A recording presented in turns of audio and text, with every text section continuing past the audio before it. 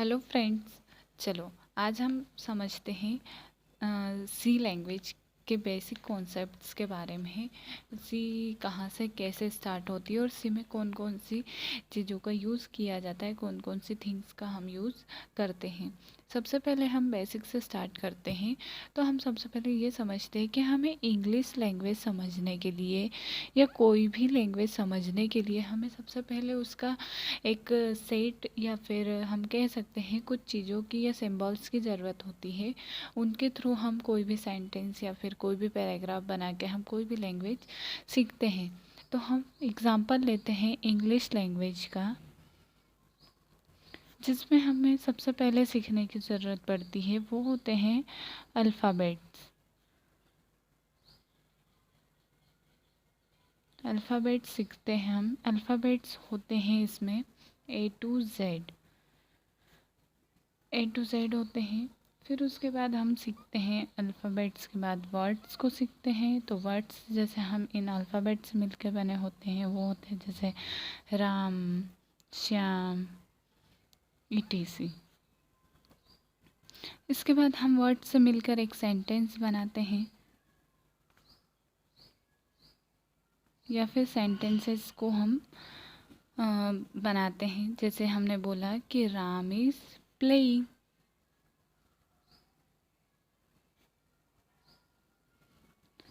हमने इस सेंटेंस से मिलकर अब हम बनाएंगे पैराग्राफ्स।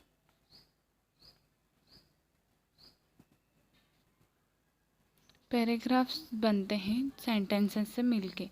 इस तरह से हम एक इंग्लिश लैंग्वेज के लिए प्रॉपर स्ट्रक्चर्स डेवलप करते हैं। अब हम जानते हैं अब हम जानते हैं कि सी में हमें किन किन चीज़ों की ज़रूरत पड़ती।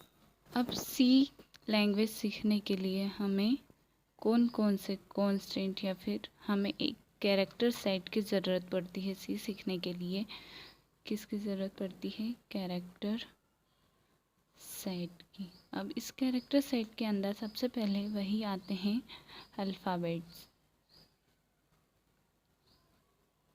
अल्फ़ाबेट्स इसमें दो तरह से हम यूज़ कर सकते हैं और दोनों की जो प्रायोरिटी होती है या फिर वैल्यू होती है वो अलग अलग होती है। जैसे अपर केस में हमने ले लिया है A to Z या फिर कैपिटल A to Z, और दूसरा होता है लोअर केस।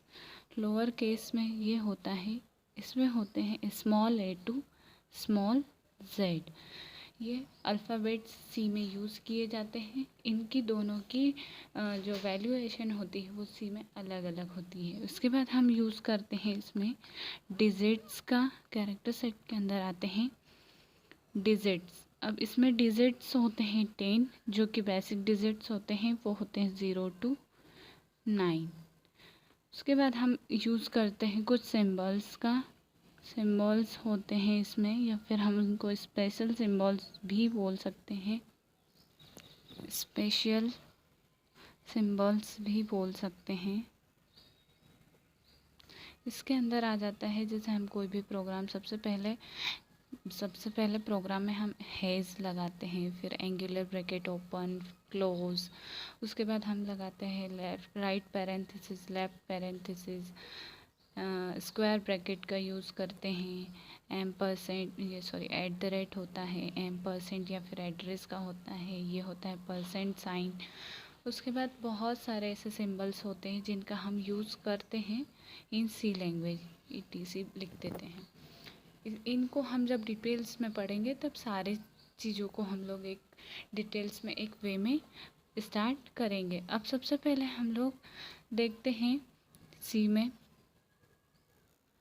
अब जैसे हमने ये जो तीन चीज़ें होती हैं ये बेसिक्स होती है। जैसे इसमें अल्फ़ाबेट्स होते हैं इंग्लिश लैंग्वेज में, ऐसे ही सी में अल्फ़ाबेट, डिजिट और स्पेशल सिंबल्स होते हैं।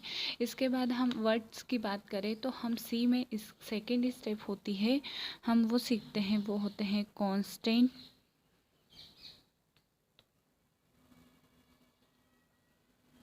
कॉन्स्टेंट, वेरिएबल्स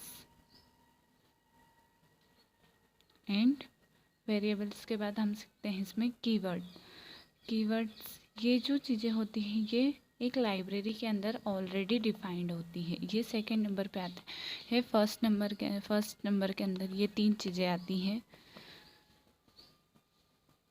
और इसमें फर्स्ट स्टेप अल्फ़ाबेट होती है, सेकंड वर्ड होता है, थर्ड होता है सेंटेंस, फोर्थ होता है पैराग्राफ। इसी तरह हमारे सेकेंड स्टेप में आते हैं सी में कांस्टेंट, वेरिएबल एंड कीवर्ड्स। इसके बारे में हम डिटेल्स में पढ़ेंगे। फिर थर्ड नंबर पे हम बात करें तो होते हैं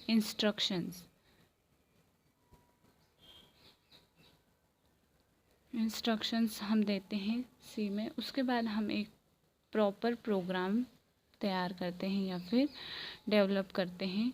तो ये पूरा एक सी लैंग्वेज का या फिर सी प्रोग्राम्स को डेवलप करने के लिए स्टेप्स होती है। तो ये है सी की बेसिक जो चीज़ें होती है वो हमने देखी है। इस